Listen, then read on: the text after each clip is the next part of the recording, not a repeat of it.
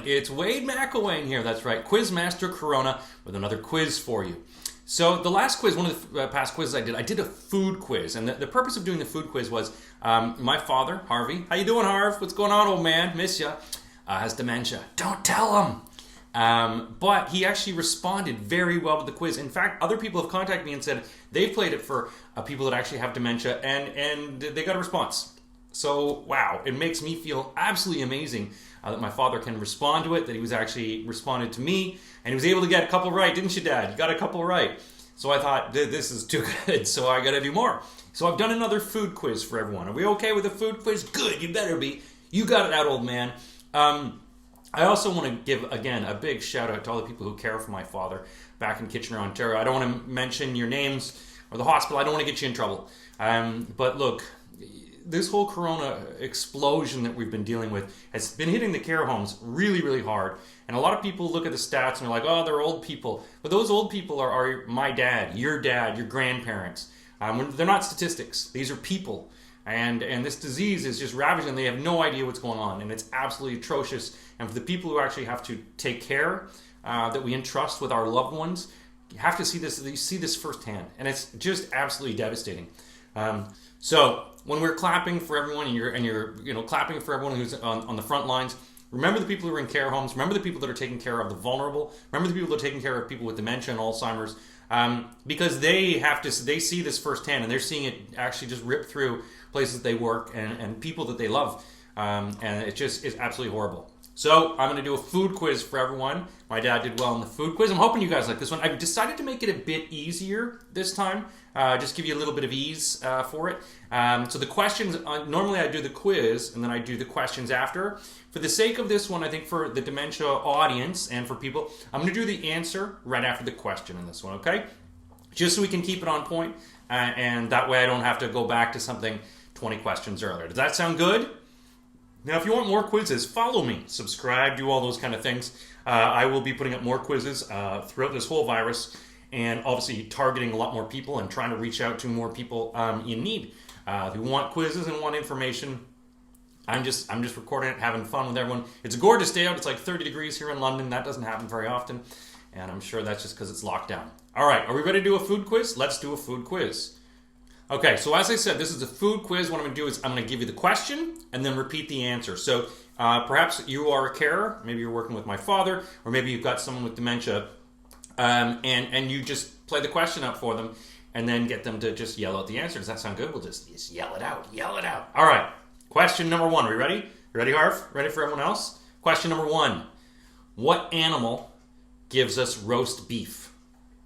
What animal gives us roast beef? Love roast beef. My father loves roast beef. We make roast beef every Sunday. What beast does it come from? What beast does it come from? Can you yell it out? Can you yell it out? I can hear you. Moo. It's a cow. That's right. Roast beef comes from a cow. Traditional roast beef here in Britain, where I live, as you can tell from my accent, we miss having the Sunday roast. It's a great place. Great time. It's about community, the Sunday roast, about everyone coming down from the local villages, having food together and sharing. All right, ready that? We're going to go on. Question number two. Now, question number two, what English county gives us a roast pudding? What English county gives us a roast pudding? Now, this is traditionally served with roast. It's got a name to it, named after an English county. Can you tell me which name it is? Do you know? What famous pudding goes with a roast beef? It's a Yorkshire pudding. That's right, Yorkshire pudding. Yorkshire, it's up in north from me in England. Very lovely accent up there. But the Yorkshire pudding, traditional pudding. And my father would notoriously make his own Yorkshire pudding. Never shared the recipe with anyone. And no one could ever make it as good as my dad, which he loved. The fact that no one could ever make it that good. Okay. Question number three, continue on with this genre here. What spicy root can you put on roast beef? Which spicy root can you put on roast beef? Spicy. I'm growing it in my garden. There's some Japanese variety of it, but the English variety we have, actually make some very strong ones in Canada too. What I'm looking for, the English, the root, horseradish. Horseradish is right. Wasabi is Japanese horseradish. But I get horseradish actually back in Canada, and I bring it to England because it's so strong. We would get it from the Mennonite communities, and it just blows your eyes up. It's so good. I would open a jar of it and just clears up your sinuses. Amazing. Horseradish. Okay, question 4. Everyone ready for question number 4? What bean wakes you up in the morning? What bean wakes you up in the morning? Maybe you grind it, maybe you drip it. What bean wakes you up in the morning? Coffee! That's right, it's coffee. Coffee, coffee, coffee. My father would always hit Timmy Ho's, get the black. He liked the original black flavor of it, but a large black coffee. Too much coffee for me. In England, we only get tiny little coffees. We don't really drink that much. I just don't drink as much volume, like a liter of it. Question number 5. What kind of beverage is Earl Grey?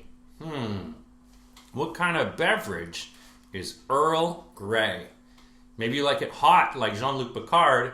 What I'm looking for, Earl Grey, is tea. That's right, tea.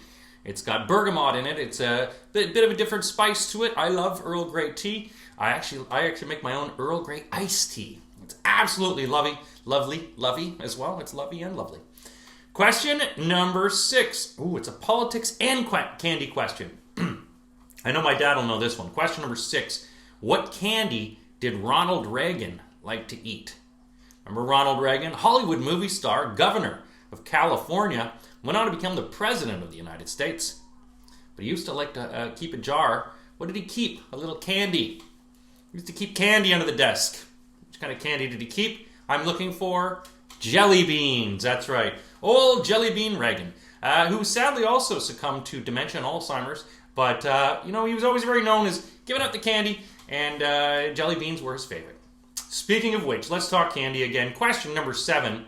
What baseball player had a candy bar named after him? What baseball player had a candy bar named after him? You might remember this guy played for the Yankees. Do you remember this guy at all? Do you remember his name? Babe Ruth. That's right, a Baby Ruth chocolate bar. Very famous chocolate bar. I find it kind of nuggety and gross, but some people love it. American tradition, I'm Canadian. Question number 8. What U.S. state gives us key lime pie? What U.S. state gives us key lime pie? This stuff is so lovely. What state would you get it in? State of deliciousness, that's the state I'd get it in. The state I'm looking for, key lime pie, is Florida. That's right, I'm looking for Florida. Oh, snowbirds. Lots of Canadians go down to Florida. Usually, a lot of people would be down there this time of year in Canada because the weather's nice. But not this year. You're all locked in. All right, we're moving on to question number 9 now. Question number 9. Speaking of Florida, type in Florida man on your birth date and see what happens. Or just type in your name in Florida man on Google and see what happens. Anyway, question number 9. Which juicy fruit does Florida produce the most of in the U.S.? Which juicy fruit does Florida produce the most of in the U.S.? Lovely, lovely. Do you know what I'm talking about? Which fruit I'm talking about? I'm obviously talking about oranges. That's right, Florida oranges. Bit of a monopoly on that, but they have quite a few oranges. It is the Sunshine State, and lots of Florida oranges in that one. Question number 10. Which country gives us Camembert cheese? Which country gives us Camembert cheese? My daughter is a big fan of this.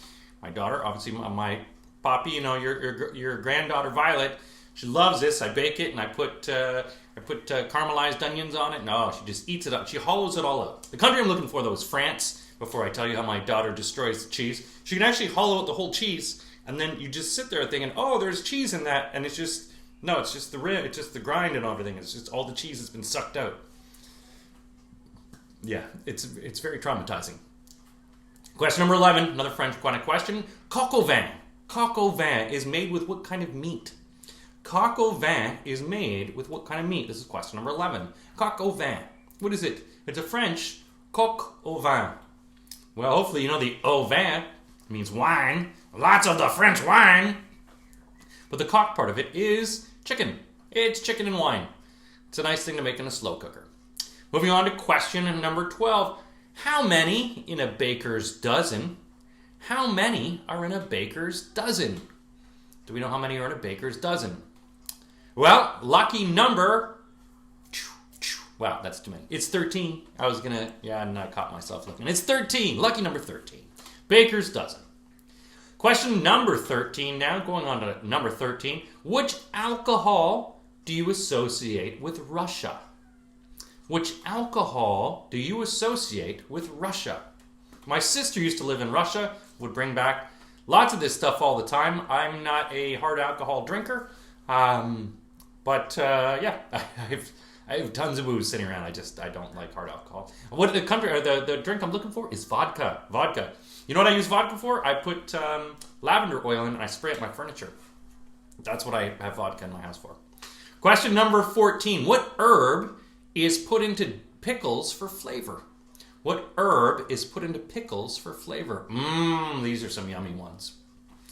I used to get to my head a guy in university from Poland who would get some of these. Oh my God, so good. I'm looking for dill.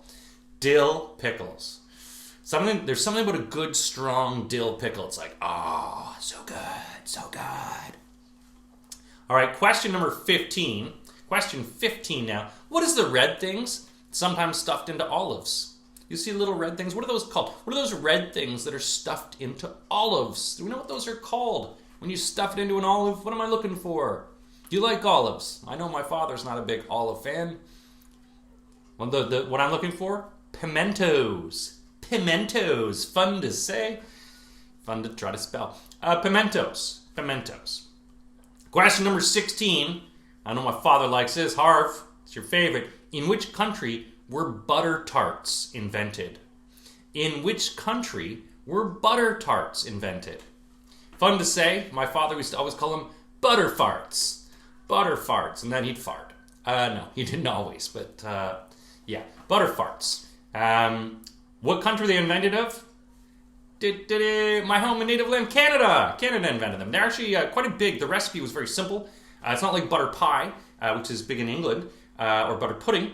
But butter tarts were made, and a lot of the frontier in Canada was a staple. It was just a nice big sugar rush that got them through before Coca-Cola went through the prairies. Question number, speaking of something sweet. Question number 17. In which country would you find iron brew? In which country would you find iron brew? Got some history and ancestry to this country as well, and I go and visit every year. Love the people up there. Got some relatives up there. Which country am I looking for? I'm looking for Scotland. I am looking for Scotland. That's right. Not too far away from me. A few hours away, but the weather is a few decades away. It's just nice and sunny in the south, and if you like the rain and the cold, Scotland is your place, and I do like it. Question number 18. Which drink did John Pemberton invent? Which drink did John Pemberton invent? He was a chemist, so like a pharmacist, but he invented this drink and took off around the world. I did mention it earlier, Coca-Cola. It's Coca-Cola. John Pemberton invented Coca-Cola. He originally put cocaine in it. That's right. That's one of the reasons people liked it, I think, a lot. Question number 19, another beverage question for everyone. Which orange powdered drink did the astronauts take with them? Which orange powdered drink did the astronauts take with them? It's got to be good, you'd think. If astronauts are drinking it, must be healthy and nutritious. Not so much. Sugar water, it's Tang. Tang. It was a big thing you would drink in the 80s. Well, me growing up, 80s, 90s. You get Tang and Kraft Dinner, and you mix the orange. Oh my God, the orange, you could live forever. I actually did try to make Kraft Dinner once with Tang, and yeah, as disgusting as you could think it is. Final question, Dad. Question number 20. And final question for everyone playing in this dementia-friendly food quiz. Food and beverage quiz. Hopefully you're shouting out the answers at me. Make sure you follow me. And I'll do more of these quizzes. And if you work with someone in this business, I'll talk about it later. Question 20. How is steak tartare served? How is steak tartare served? You ever had this before? My father used to eat a lot of this, didn't you, Dad? It's served raw. It's actually raw steak. Sure, there's no link between raw meat and dementia. I'm sure there's nothing at all. My dad used to always eat. He would do like the blue rare. Psst, psst, that was it. And that's how he loved to eat a steak. Not me. I'm a steak guy, but I'd like a little pink in it. How did we do in the quiz, everyone? Did you get 20, Dad? Did you get more? Are you going to give me a kick in this time? How many did you get, old man? And how did everyone else do in the quiz?